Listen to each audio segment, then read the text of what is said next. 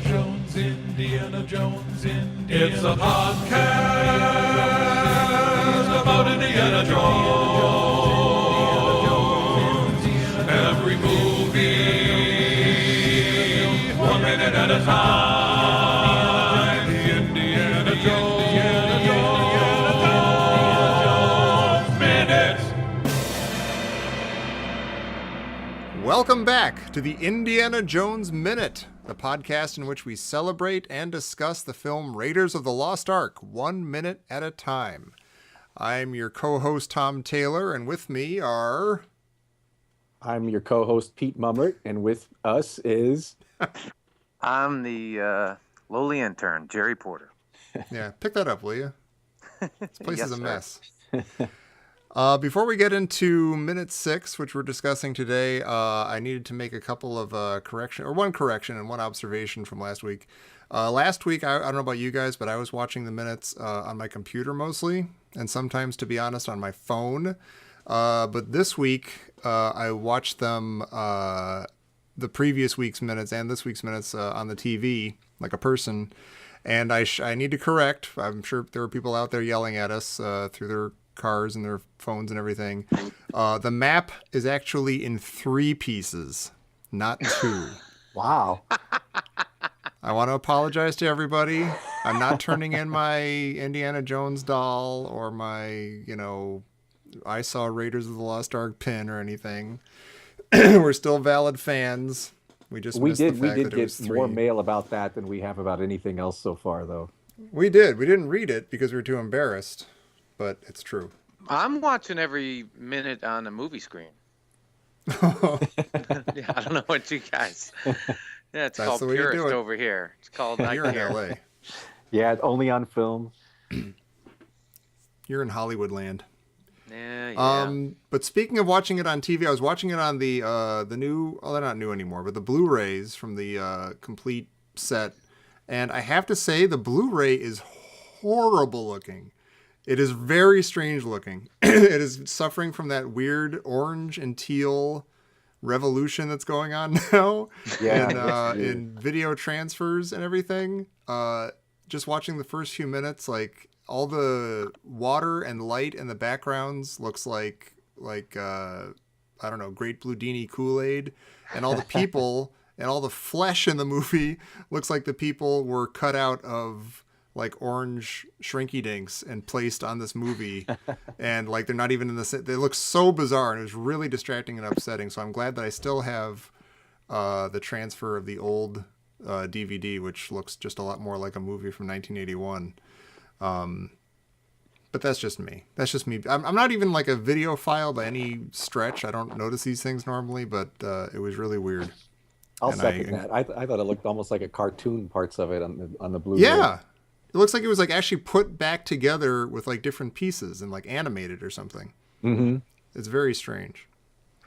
So I'm going to try to avoid that from now on. And I encourage our listeners to be purists and get back to their previous version digital roots. Get back to their 2003 transfer. Kicking it old school. Anyway. That is neither here nor there. We're here to talk about minute 6 of Raiders of the Lost Ark. Minute 6 begins with Indy cavalierly de-spidering Satipo's back, and it ends a minute later with Indy cavalierly grabbing Satipo's belt. Indy is all over Satipo this minute. I love how just Indy doesn't care. Like as soon as you see all the spiders on his back, he immediately turns around and just starts looking at something behind him. Yeah, it's almost like he's like... looking at. He's looking for the audience, like, can you believe this guy? Yeah, it's spiders. Oh, yeah, spiders. This is what I got to deal with. But yeah, he's definitely not in a hurry to get those off of his back. No. Well, I wondered, is there a reason there were so many more? He had Indy has 3 spiders on him or something, and Satipo has 15. Well, where did the spiders come from? From those gigantic webs they just walked through, I think. No. See, this is where all that research I did paid off. They don't. The tarantulas don't build. They don't build webs like that. They're just ground dwelling or whatever. But in the movie, Oh, they come from the web. There's- Yeah. But there's webs. Webs in the movie. Webs equals spiders. And Well, maybe they spiders brought equal the spiders tarantulas. to the end I of the don't know. Maybe caves. tarantulas build webs. I don't think they do. Somebody write in. See, I Do think they it's like the do they gang Dagobah. up on explorers and make cocoons on them? Is that what they're going to do, Satipo? Well, no, you'd think they'd. I mean, they. I would assume they're on the floor. But the way Or that maybe they're on the you think- walls. yeah, exactly. Or maybe like, they hang down and land on them, like you might in Yeah. a generic spider fashion. Right. Well, could they like have they do brought in the them in movies. from outside? Oh, they had Oh, them the man. whole time. You Yeah. followed them. The only thing in the cave is what you bring with you. Jeez. Satipo's failure at the cave. This minute has when you're a kid, probably like, well, it's definitely the first coolest part of the movie, and then when you're done, it's like still one of the coolest parts of the movie is stay out of the light. And yeah, and this absolutely. this time I never really thought about this before, but the second Indy says that, he says stay out of the light, and then Satipo gets really, really close to the light. He just hunkers right next to it. Like, okay, I'm going to stay out of the light, but on my own terms. I never really noticed that Indy actually goes past the light before setting off the trap. Yeah, he sort of hunkers under it or something. But then the spikes come from behind him, so it's almost it's like somebody behind him would have set it off, not him. Yeah. I mean, just as he was super cavalier with those spiders on Satipo, he's sort of like, he knows that there's a trap there, but he really didn't think it through. Like, he's surprised when the things come out. Like, yeah, you're right. He didn't know what direction they were going to come from. He could easily have been badly killed. Well, I think we learn here, you get a lot more information on Forrestal, obviously. First of Oh, all, yeah. I know he's wearing a collared shirt. So Sure. he Also is reeks Indy. of like ivory tower academia. And you're like, okay, he turns and he looks at, and makes that amazing squishy, noise. Yeah. It's like, where it's and he looks at Indy, he's like, hey, chum, the archaeology yours now. He looks like he's saying, like, you were saying about me being very, very good? What's that about? I guess I'm good. This is what happens when you're very, very good. Eh? I thought he was saying, like, he kind of turns and he's like, oh my God, what kind of horrible grave robbers have we become? He Yeah. just looks so disapproving. That's, Yeah, like, I like oops, that. I didn't get the idol. yeah, well. And Satipo is like, I love his scream because he straight up bites his fist, Yeah, yeah. like 5-year-old style. And, And like each maybe of his... like what you were saying earlier, Pete, they have such amazing, like kind of old timey, like in the, was it minute 1 or 2 where the guy sees the old head, the point man sees the head and he like runs back like, he like runs away. And Satipo has such a blood curdling, old fashioned type scream. I think the scream is actually a lot more realistic or something. He's like, it's somehow not theatrical. It's like his next 5 breaths or something are just screams. Like he's just like, because he's biting his hand and he's like hyperventilating almost, but each breath out is a scream. It's like this kind of bellow. Like he's actually freaking out. Does anybody know how the trap, how the light thing works? No. Oh, we didn't figure it out in 5th grade when we were discussing it for hours on end, and I don't know if we're going to figure it out now. I remember a theory about this. I don't know where it came from. Was that the light shone into a little hole, and inside the hole were either a bunch of birds or a bunch of insects that were used to the light, and if the light stopped shining, they would become agitated and move around, and they would trigger the mechanism. That's I think weird. that's exactly what happened. That's I think fine in with the me. issue 5 of the comic book, that's exactly what they say. This minute though sort of encapsulates something that's occurred to me watching all these years later. Is this movie, especially this movie, instilled a lifelong love of archaeology for me. But now watching it with a lifelong love of archaeology, really it hits me how little archaeology Indiana Jones does in this movie. I mean, Oh yeah.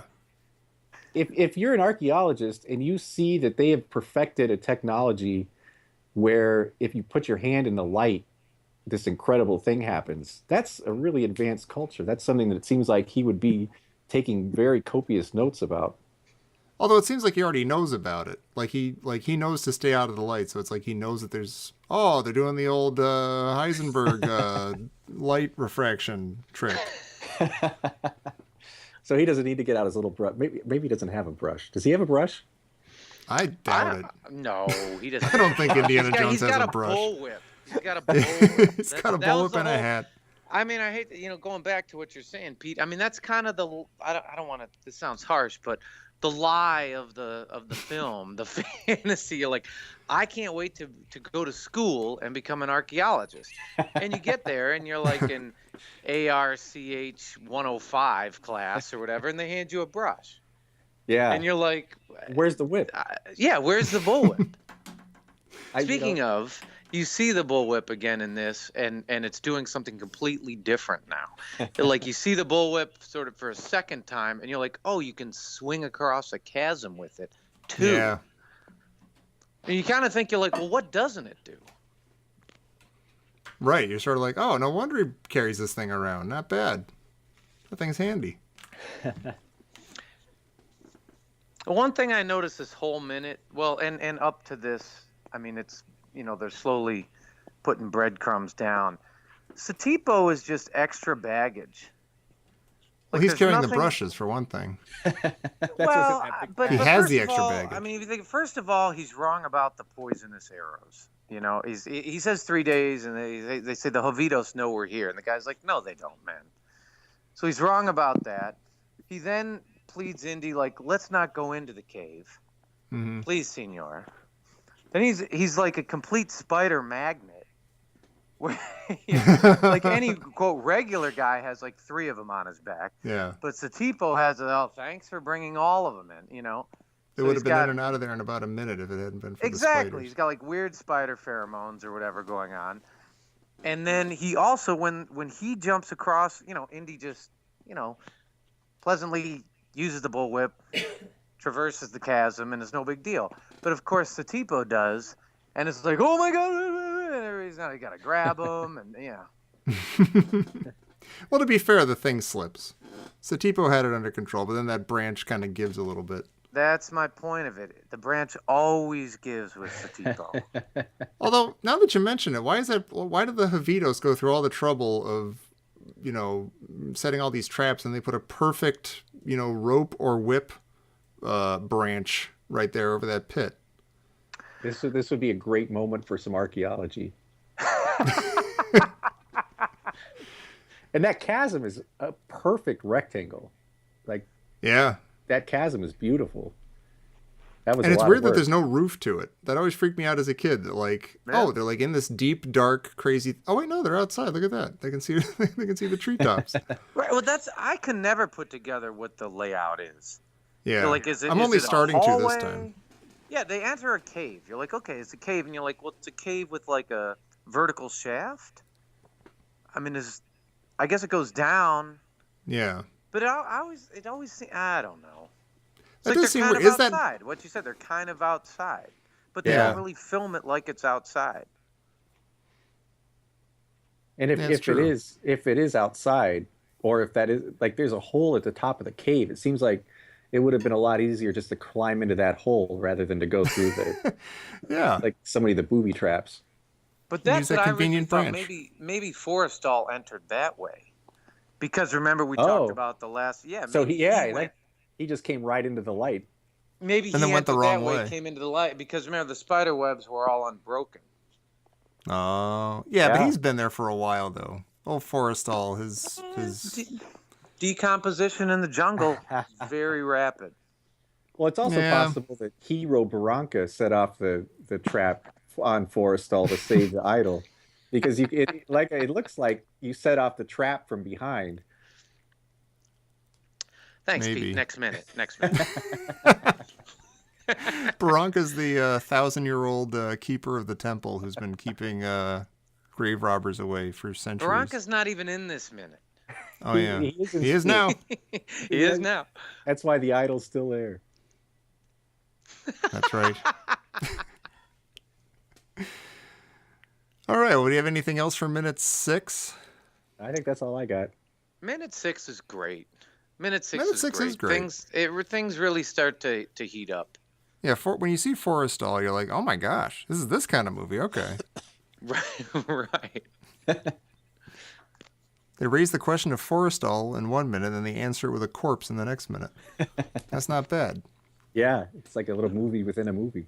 Yeah. And this, minute 6 is the first time in the movie you hear just a little bit of the famous Raiders march.